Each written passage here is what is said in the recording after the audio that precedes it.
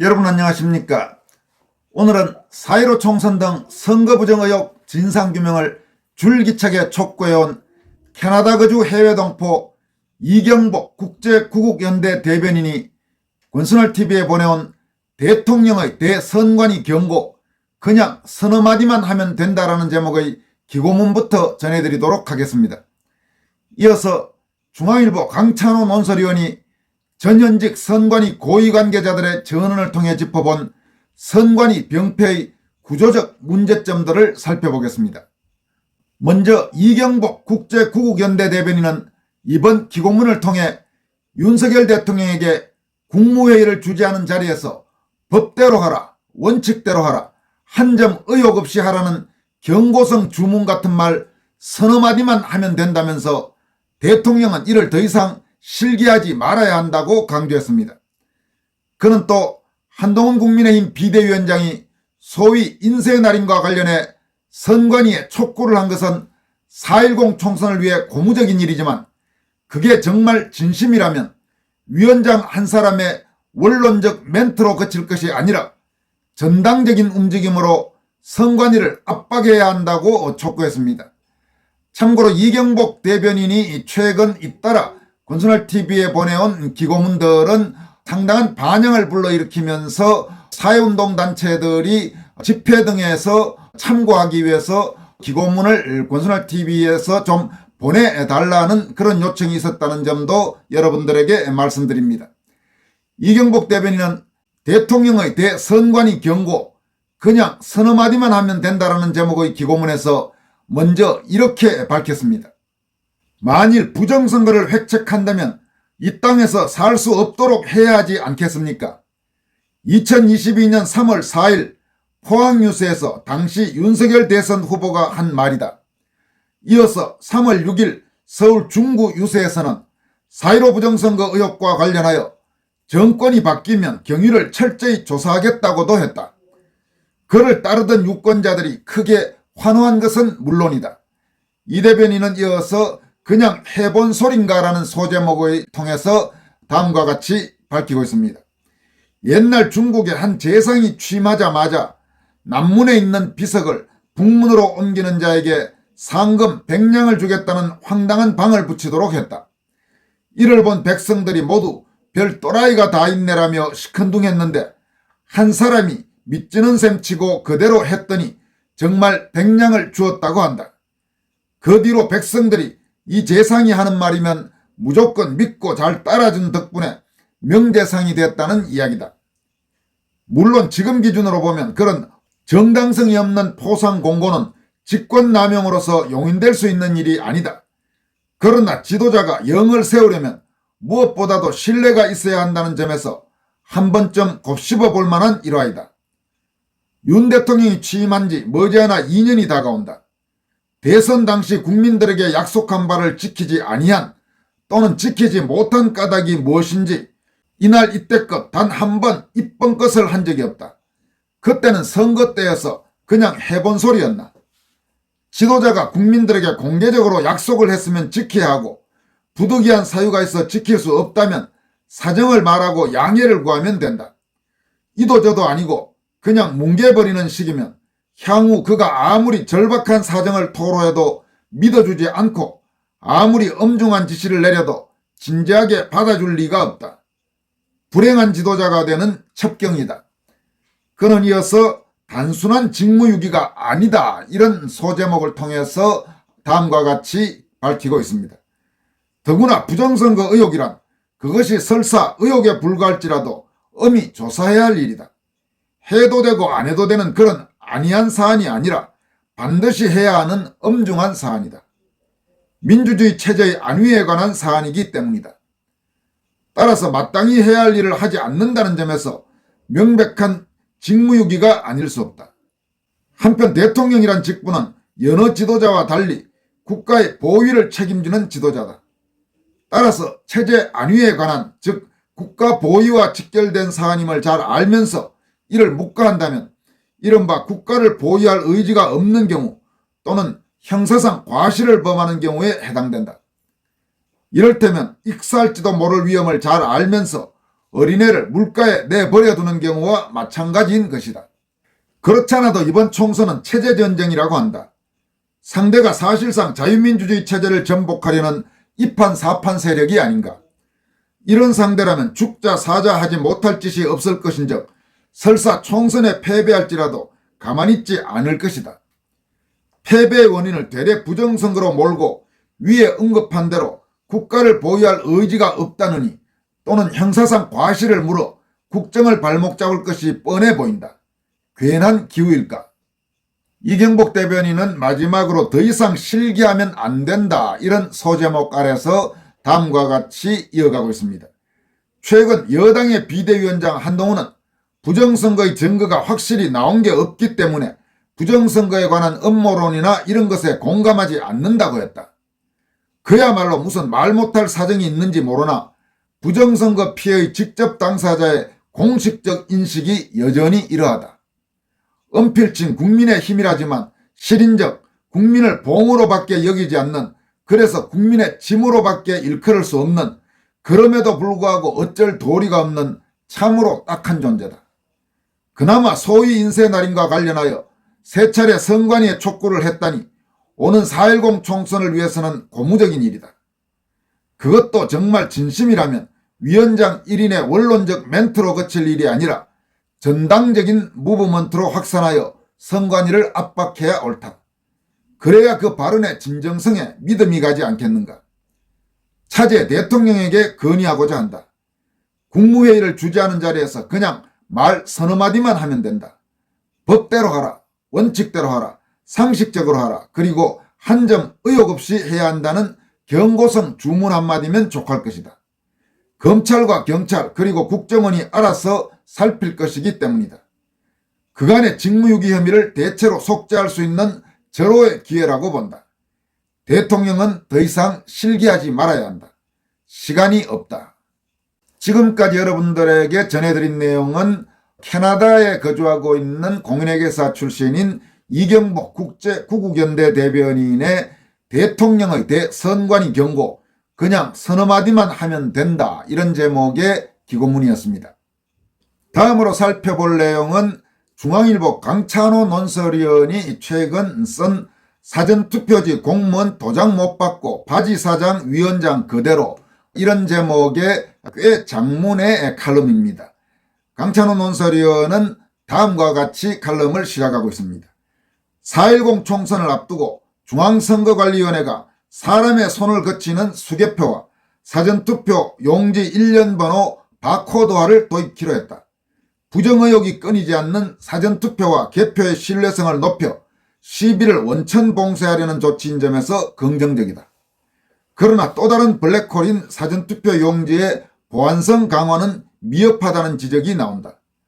이를 비롯해 고위 간부들의 자녀 특혜 채용과 북한 해킹 사태 등으로 드러난 선관위 병폐의 구조적 문제점을 전현직 선관위 고위 관계자들의 전언을 통해 짚어본다. 이렇게 시작한 다음에 먼저 선관위 날이날 공무원 없다 주장, 이런 소제목 하에 다음과 같이 밝히고 있습니다.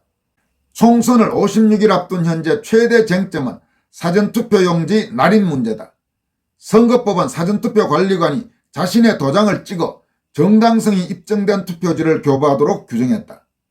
하지만 선관위는 투표소가 혼잡해진다는 이유로 사전투표가 도입된 2014년 이래 10년째 관인이 미리 인쇄된 투표지를 교부해왔다. 사전투표지 인쇄 날인은 선거권 침해가 아니다는 지난해 10월 헌법재판소 결정과 대법원 판례를 볼 때 문제가 없다는 것이다.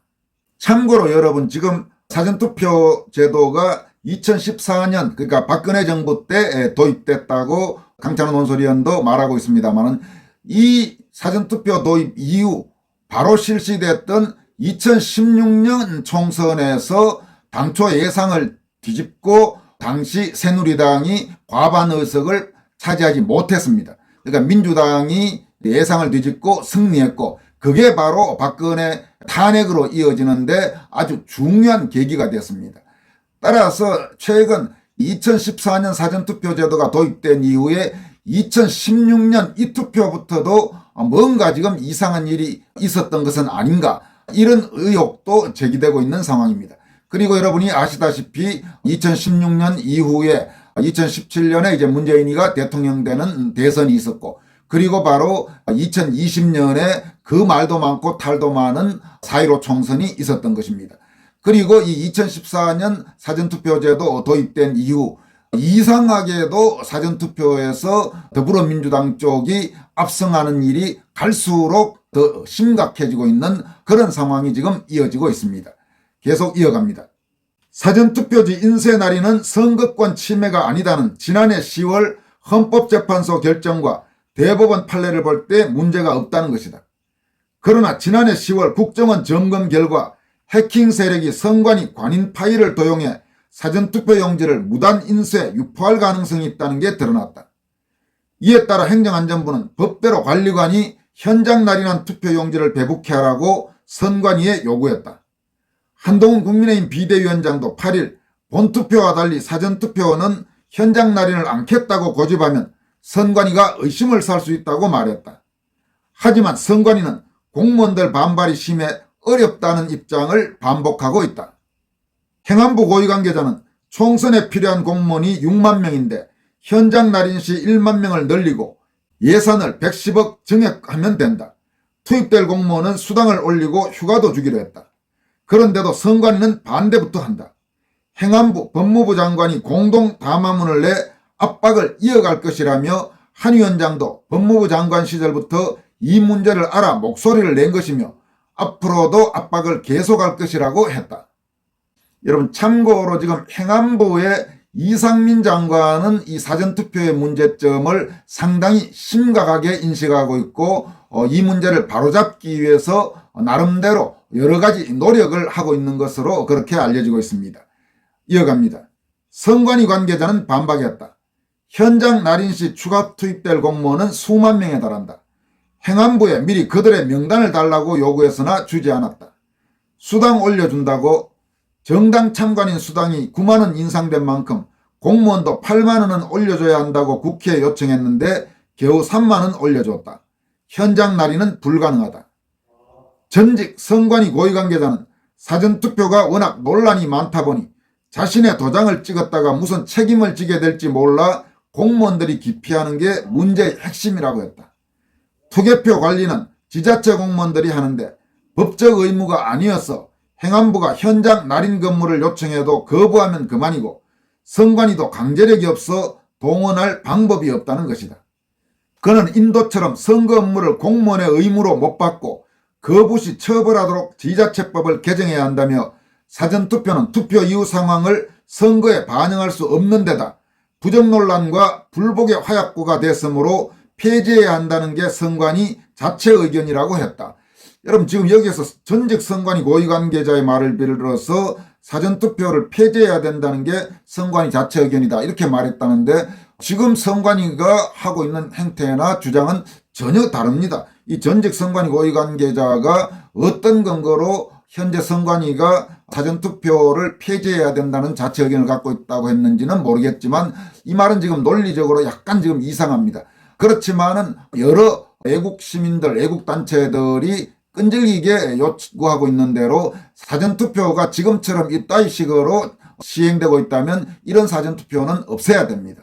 사전투표를 이런 식으로 놔두고 이렇게 허술하게 하는데 그런 투표는 도저히 믿을 수가 없죠. 그래서 지금 사전투표를 폐지하라고 많은 애국 시민들, 애국적인 그런 정치인들, 또 애국적인 언론인들, 애국적인 시민운동가들, 애국적인 학자들이 요구해온 것 아니겠습니까? 그런데 그 사전투표 폐지를 집요하게 막고 있는 게 어떤 세력인지는 우리가 지금 똑똑히 보고 있는 것이 아니겠습니까?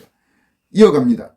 선관위는 현재 중앙위원장은 대법관, 시도위원장은 지방법원장, 시군구위원장은 지방법원 부장판사가 겸임한다. 비상근인 이들은 한 달에 한 번 회의만 참석하고 업무는 선관위 공무원 수장인 사무총장이 장악하니 들러리가 될 수밖에 없다. 노태학 중앙선관위원장도 비상임의 한계를 너무 많이 느꼈다. 선관위원장은 상임이어야 한다고 국회에서 말했다. 이어서 한 달에 30분 근무하는 선관위원장, 이런 소제목 아래 강찬원 논설위원은 다음과 같이 이어가고 있습니다.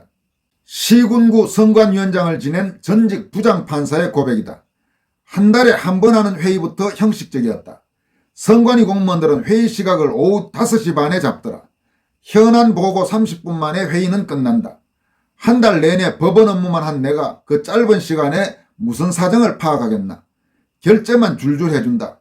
그러면 곧장 술을 곁들인 회식으로 이어진다. 회의 불참하고 회식만 한 선관위원들도 50만 원 수당을 받더라. 이러면 되냐고 했더니 관행인데 뭘 따지시냐고 하더라. 지방선거 앞두고 선관위 직원이 수사 의뢰감이라며 결재를 청한 건이 있었다. 범죄 수준이 못돼 거절했더니 처벌된 유사 사례가 있다며 반발해 신중히 검토하라는 선에서 매듭지었다. 그러자 직원은 결재된 것으로 치부해 윗선에 올려버리더라. 선거 당일도 가관이다. 내가 중요한 날이니 선관위로 출근하겠다고 하니까 선관위 공무원들은 오셔봤자 하실 일 없다.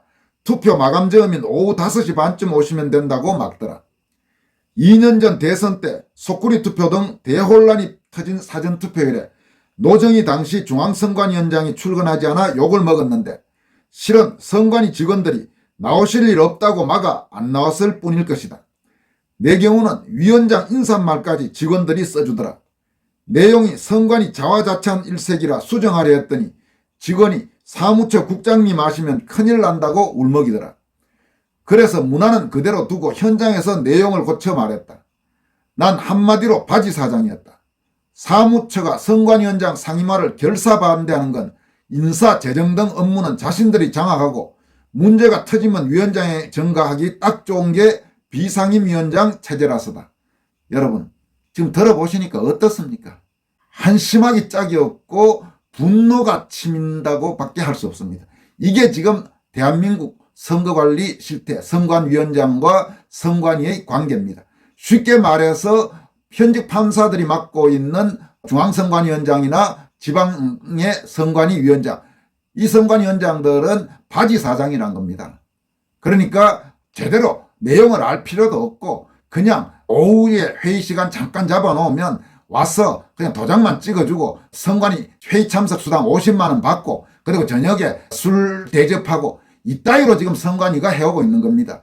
그리고 일들은 지들이 다 알아서 뭐 인사도 그렇고 돈 재정 문제도 그렇고 지들이 다 알고 그냥 선관위원장 현직 대법관이나 현직 판사들은 자기들 문제 안 생기게 하는 방패막이 정도로 악용하고 있는 거죠. 이게 지금 대한민국 선관위고 이게 현재 대한민국 선거관리 실태입니다. 이따위 선관위, 이따위 선거관리를 우리가 계속 그냥 방치했어야 되겠습니까, 여러분?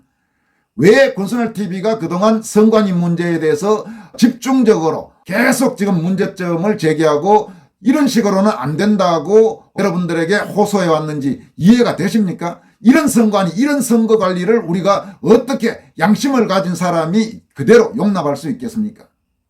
강찬호 논술위원은 이어서 선관위 출신 1급 상임위원 독점 이런 소제목 아래서는 다음과 같이 이어갑니다. 신우용 제주선관위 전 상임위원은 2021년 자녀에게 서울시 선관위 채용 정보를 미리 알려줬고 자녀는 아버지의 동료에게 면접 본 끝에 채용된 것으로 선관위 감사 결과 드러났다. 신 전 위원은 기조실장 등 요직을 두루 지낸 선관위 맨이었다. 이에서 보듯 제주를 비롯해 전국 17개 시도 선관위 상임위원 1급 공무원직은 선관위 출신들이 독점해왔다. 문제는 여기서 발생한다. 선관위법은 시도 상임위원을 5년 이상 경력 법조인이나 부교수 이상 학자, 2년 이상 근무한 3급 이상 공무원 가운데 지명토록 하고 있다. 그런데 선관위는 7년 이상 선거, 정당 사무에 종사한 4급 이상 공무원을 시도 상임위원에 지명할 수 있다는 규칙을 만들었다. 전 중앙선관위위원은 선관위 사무처는 이를 근거로 전국 시도 상임위원직의 내부 출신을 채워왔다. 외부 개방형 위촉을 원칙으로 한 선관위법 취지를 어긴 것이라 지적했다. 한 전직 선관위원은 사무처가 퇴직 간부들을 지방선관위 수뇌부에 꽂아 17개 시도 251개 구시군 3,505개 읍면동 선관위를 장악했으니 특혜 채용 등 비리가 판치는데도 선관위원장은 덜러리만 서는 것이라고 했다. 정말 갈수록 기가 찹니다. 갈수록 기가 차요. 이런 식입니다.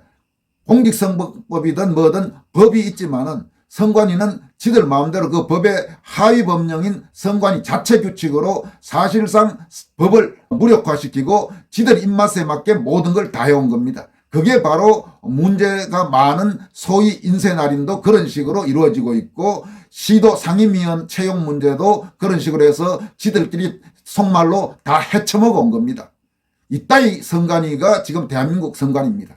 이걸 여러분 거듭 말씀드리지만 우리가 어떻게 양심을 갖고 이런 선관위를 용서할 수 있겠습니까? 이런 선관위는 하루빨리 해체해야 됩니다. 이렇게 공무원들이 국민들의 혈세를 갖고 장난치고 지들 마음대로 해서 자신들만의 천국, 그들만의 천국을 만드는, 이게 어떻게 정상적인 나라라고 할 수 있겠습니까? 칼럼 후반부를 이어갑니다. 다른 전직 선관위원은 선관위 간부들이 선거관리 등 본연의 업무 외에 정당들의 법령 자문이나 활동 지원에 역량의 상당 부분을 쏟는 것도 문제라고 지적했다. 그는 국회 대응이란 이름 아래 행해지는 이런 활동은 선관위의 대정치권, 인사, 예산 로비로 봐도 무리가 없다며, 중앙선관위에 배치된 우수인력 수백 명이 이런 로비에 동원되며 일선 시군구 선관위의 역량은 하락해 선거 때 부실관리 논란 우려가 커진다고 했다. 1963년 직원 348명으로 출범한 선관위는 61년 만에 직원 3,000명에 예산 8,700억 원의 공룡조직이 됐다. 연간 4,000건씩 사건을 처리하는 대법관이 비상임 수장을 맡아 지휘하기는 불가능하다는 게 중론이다. 최근 국민권익위원회는 선관위법을 개정해 각급 선관위에 상임위원장 1인을 두는 조항을 마련할 것을 제안했다. 또 한 중앙선관위원은 대통령과 대법원장, 국회가 임명한 선관위원 1명씩 2년마다 돌아가며 상임위원장을 맡는 방안을 제안했다. 전직 선관위원은 헌법은 중앙선관위원 9명 중 호선을 통해 선관위원장을 정하게 했을 뿐인데 대법원장이 지명한 대법관이 자동적으로 위원장이 되었다. 말이 안 된다. 퇴직한 법관이나 교수 등 선관위 업무만 전념할 수 있는 인사로 상임위원장을 지명해야 한다고 했다. 이렇게 칼럼은 마무리했습니다. 여러분, 이 내용을 들으시면서 어떤 생각이 드십니까? 이런 선관위 그냥 놔둬야 되겠습니까? 여기까지 하겠습니다. 고맙습니다.